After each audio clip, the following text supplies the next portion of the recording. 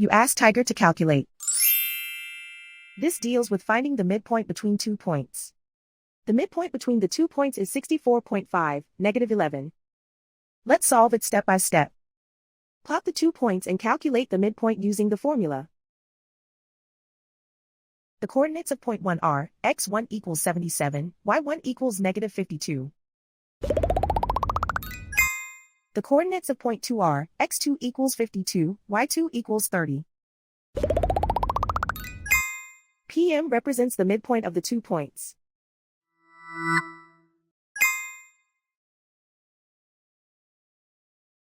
Use the x values in the midpoint formula to find the midpoints x. x1 equals 77. x2 equals 52.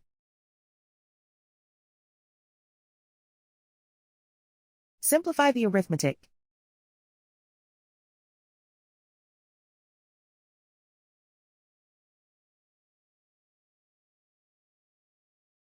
Use the y values in the midpoint formula to find the midpoints y. y1 equals -52.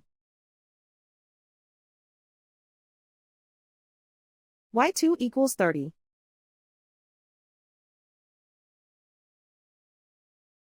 Simplify the arithmetic.